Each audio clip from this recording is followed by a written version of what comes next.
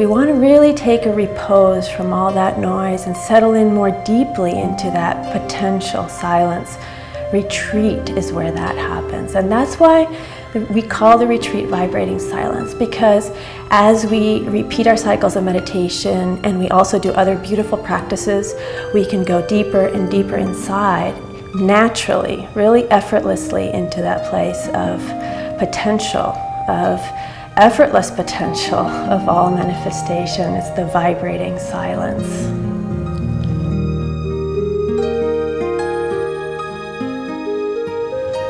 In recent years, it's also been extremely delightful to invite people to come on retreat to learn the practice of Neelakantha meditation. It's really an ideal setting for coming to spend 4 or 5 days and really immersing in a process of learning how to meditate, how to go deep into the space of consciousness, how to turn our attention inwards, and how to move in the innermost space.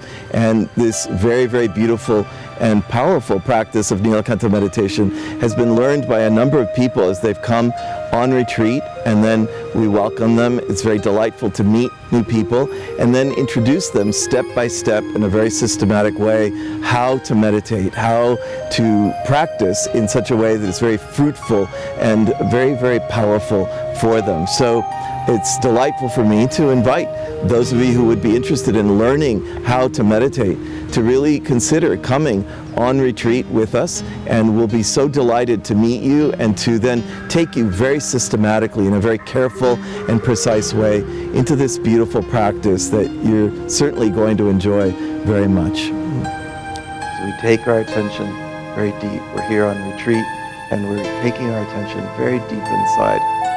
And it's so natural, we just glide inside ourselves.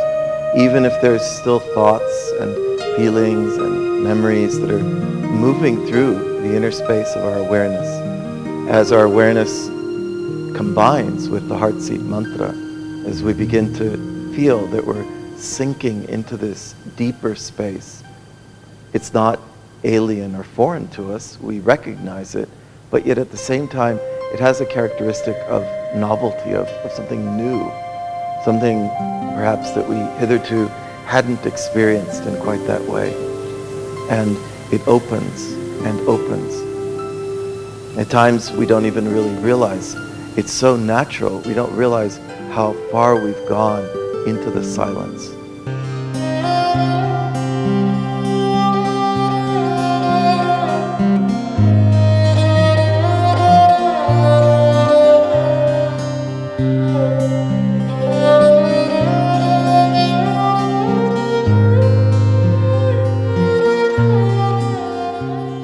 I cannot tell you how important retreats have been to my sadhana, my journey over the many years. I remember before my first retreat, I was a little worried because could my family handle it? Could I handle it?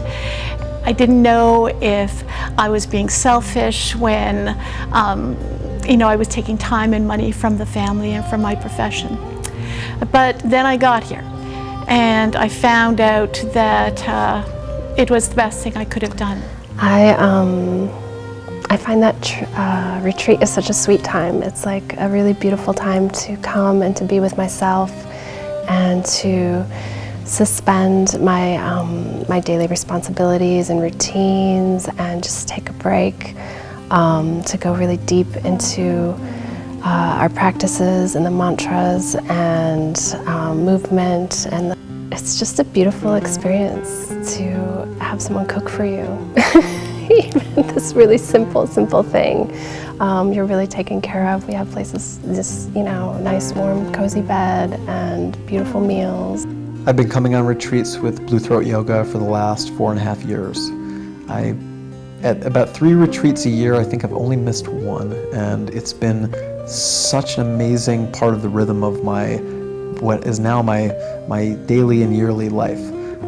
My deep meditation practice daily keeps me grounded, gives me greater capacity to do all of my life's projects. But when I come on retreat, it's special because it's an intensified period where I can deepen that relationship with myself. I can quiet down. I can gather myself up for a further explosion into my daily life? Well, everything vibrates. The whole universe vibrates. The whole universe vibrates in a magnificent, infinite array of frequencies. And we can even see it in ourselves. We vibrate. We can, if we pay close attention, we can see it in our breath as we inhale and we exhale. We can see it around us as the day breaks and as the nighttime comes around. There's a pulsation there, there's a vibration there, the moon wanes and waxes. So it is all around us. Everything breathes, everything is vibrating.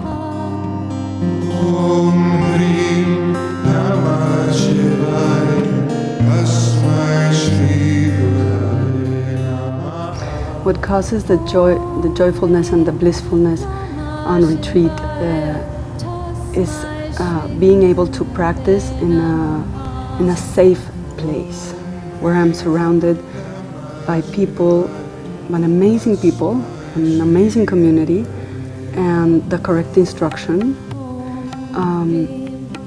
I've been a seeker all my life, and now I'm a finder. You know, and during retreat here with the Blue Throat Yoga community, I feel safe to go and experience myself and have a purification process. It's an amazing experience when you reach a level of consciousness different from what you came into. But at Blue Throat Yoga, Paul teaches us, he guides us through that whole situation. And what that has enabled me to do is not only follow Paul's teachings, but also to establish relationships, and in this case, the relationship with my son. I wouldn't be here today if it wasn't for him. This is something that he has found in his life to be very rewarding, and I'm just so glad that I've been able to participate in Blue Throat Yoga also. We've been in retreat twice, and we're planning to come back. For us from Mexico, it's been a big effort to make this happen to us. But something that we try to plan in advance, and it's something that we understand as a profound investment in ourselves.